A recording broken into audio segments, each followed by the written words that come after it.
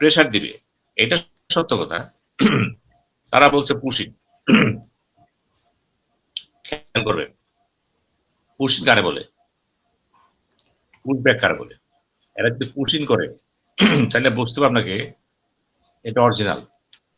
Pushback করলে অবৈধ, আর pushing করলে তো পাঠিয়ে দিল আপনাকে। আপনি কিভাবে থামাবেন? এগুলি মুখের জোরে বলা ঠিক হবে না। আমি বাংলাদেশের সংস্কৃতি বুঝি, পলিটিক্যাল কালচার অত্যন্ত হোমোজেনিয়াস এবং অত্যন্ত সাম্প্রদায়িক দেশ, সম্প্রীতি আছে। কোনো হিন্দুকে কেউ মারে নেই, ওরা বানায় বানায় বলবে মারছে, এটা করছে, এটা করছে, বলবে এটা। কিন্তু কিন্তু আমার দেখার ব্যাপার হচ্ছে যে ১০ জন লোক যদি তারা ব্যাক করে দেয় বাংলাদেশে, আমার সরকার কি করবে? খেয়াল করেন, বর্ডারের চতুর্দিকে তারা কিন্তু একদম সামরিক মহড়া দেওয়া শেষ। কিন্তু তারা চেষ্টা করবে ৭ দিক থেকে আমাকে এটা করতে। আমি তো একটা দেশ, আমার সাথে কে আছে?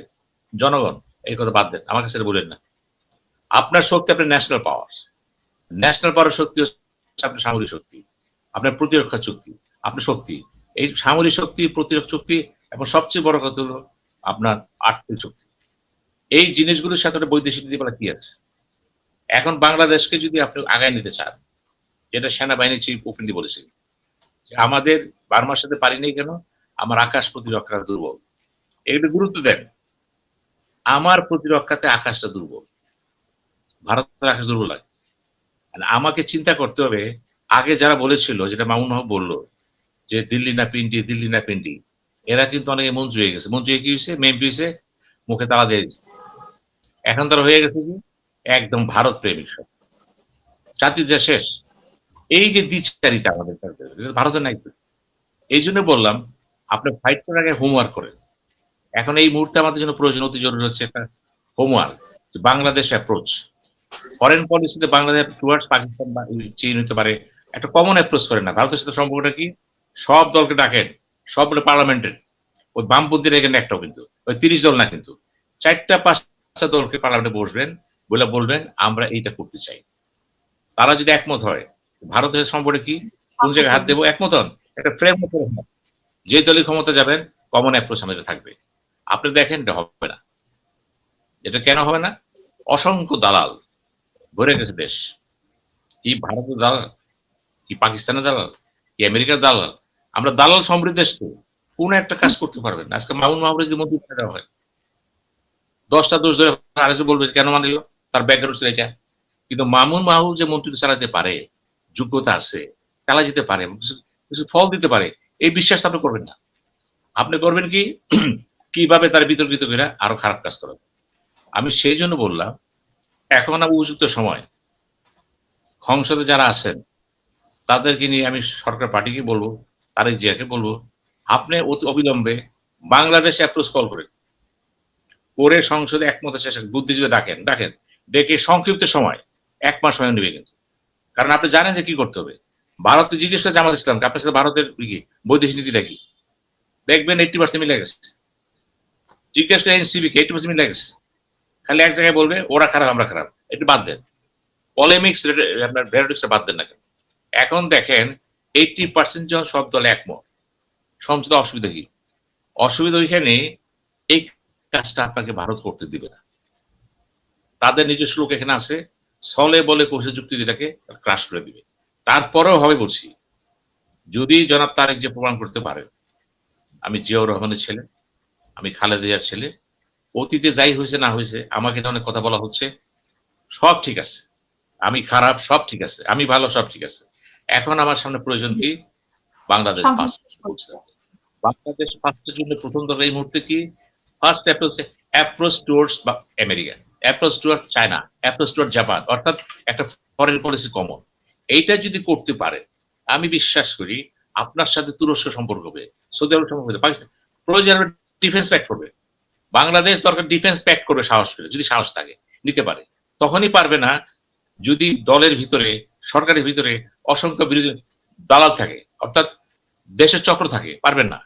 যদি একটাই পারেন করতে চান, একটাই যদি পারেন যে আমার যা দল পড়তে হলে বাংলাদেশের সামরিক শক্তি, আমার প্রতিরক্ষা শক্তি জোরদার করে, এটার জন্য যার সাথে প্রয়োজন, পাকিস্তান, চীন, তুরস্ক বা আরো যে রাশিয়া মিলে কম্বাইন্ড একটা প্যাক্ট করে ফেলান, তাহলে কি হবে জানেন? ডিফেন্স প্যাক্ট হয়ে গেলে এটা হলো ফার্স্ট ডেটারেন্স আপনাকে এখন মধ্যে সাহস হবে না। কিন্তু এই কাজটা করতে গেলে যে সাহস দরকার, যে মানসিকতা প্রয়োজন, আমি জানি না এই সরকার আসে কিনা। তারপর না আশাবাদী, আমি আশাবাদী এই জন্য যে হওয়া উচিত, যদি হয়ে যায় আমরা খুশি হব, আর যদি না হয়, যদি আর এই মুহূর্তে যদি কমন অ্যাপ্রোচ তৈরি করতে না পারেন, আর কোনদিন পারবেন না। তাহলে আমাদের ভাগ্যে কি আছে? যেহেতু আমাদের রাজনীতিবিদরা ঠিক না, স্বচ্ছ না, পরিষ্কার না, যেটা চলতেছে দেশের ভিতরে চলতে পারে না। আপনি গণতন্ত্র, হ্যাঁ, এই অবস্থায় তাই মনে করতেছি পশ্চিম বাংলার কোনো কথা জবাব আমরা দেব না। মামুন বাবুর সাথে একমত আমি প্রভিন্সিয়ালের সাথে ফাইট করতে যাব না, আমি গুরুত্ব দেব না। আমার ফাইটটা হবে সেন্ট্রালের সাথে, যে তোমার রাষ্ট্রকে তুমি থামাও, আমাকে বিধ্বস্ত করতেছে সে, তার অভিযোগটা হবে তার বিরুদ্ধে। ওয়ার্ল্ড ফোরামে সে বলবে ভারতের সেন্ট্রাল গভর্নমেন্ট পারতেছে না, সে উস্কানি দিচ্ছে তো সে যখন বলতেছে লাফিতে ফালাই দিব, এনআরসি করে দিব, এই 1 কোটি লোক যদি এখন আন্দোলন করতে নামে, ক্যালকুলেট, মমতা কিন্তু হারায় যায়নি, মমতা কিন্তু ভোট দিতে পারে নাই, লোকগুলি তো আছে জীবিত, লোকগুলি তো আছে, এই লোকগুলি আবার সংঘবদ্ধ হয়ে যায়, পিকচার থাকবে না কিন্তু। সেই ক্ষেত্রে কিন্তু যদি 2টা প্রভিন্স করে ফেলান, খেলা কিন্তু এখানে আসছে। এখন এই মুহূর্তে সবচেয়ে বেশি জরুরি কি, ওরা প্রভিন্স করার চেষ্টা করবে, গঙ্গার পানি নিয়ে খেলবে, বর্ডার নিয়ে খেলবে, এবং এই যে বলছেন পুরা বর্ডার 270 কিলোমিটার সময় হয়তো বোধ হয়, মাত্র 71 কিলোমিটার হয়েছে, কিন্তু আরো বাকি আছে কিন্তু, এবং আউটপোস্ট করতেছে, অনেকগুলো করতেছে কিন্তু। এখন বলে কেন করবো না? হ্যাঁ, সে করতে পারে। ইরানের সাথে পাকিস্তান ছিল না সিস্টেম বর্ডার, ছিল তো, ওটা আবার কিছু এইগুলো চিন্তা করে দেখেন, কোন সমালোচনা করতে যায় না।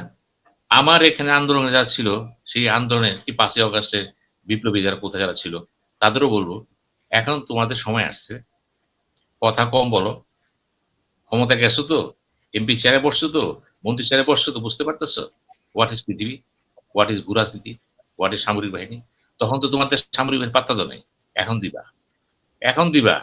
সবার আগে প্রয়োজন প্রধানমন্ত্রী বুক খুলে কথা তখনই বলতে পারবে যখন তার প্রতিরক্ষাটা হবে সার্বিক। ছোট্ট দেশের আছে না, লোক সংখ্যা কিন্তু 19 কোটি, এইটা কে করতে পারবে? আমি আবারও বলবো, আমি মামুনকে ভালো জানি কেন, মামুন কথা বলে সাহস করে, কিন্তু আমি তাকে উদাহরণ দিলাম একটা, কিন্তু যে এখন যদি এই ধরনের লোকগুলি যদি ক্যাবিনেট নিতে পারে, বসাতে পারে, আমি তো চাচ্ছি, আমি দল চাচ্ছি না তো, ব্যক্তি চাচ্ছি, যে ব্যক্তি দেশকে ভালোবাসবে, ভালোভাবে কথা বলবে। এই যে ধরেন আমার এখানে দেখতেছি, আমার এই ভাই বলছেন এখানে 1 মিনিট আসবেন, আমি বলবো তার দায়িত্ব আছে, তার দায়িত্ব আছে তো, দায়িত্ব এটা না, সে তো টক সাথে কথা বলে, no, you meet with Tarek Zia, তাকে সাজেশন দেন যে আমার এখানে হিন্দুরা নির্যাতিত না, পৃথিবীর ইতিহাসে সবচেয়ে সাম্প্রতিক দেশ, অসাম্প্রতিক দেশ হচ্ছে বাংলাদেশ, এবং হিন্দুরা মুসলমানের চেয়ে বেশি প্রোটেক্টেড, যেখানে এমপি মন্ত্রীরা প্রত্যেক জায়গায় যায়, অনুষ্ঠানে যায়, ভারতে যায়, যায় না, এগুলি তুলে ধরেন, এগুলির জন্য কি প্রয়োজন হবে, কমন অ্যাপ্রোচ টুয়ার্ডস ইন্ডিয়া, এটা করেন, চেহারা ঘুরে যাবে। ধন্যবাদ।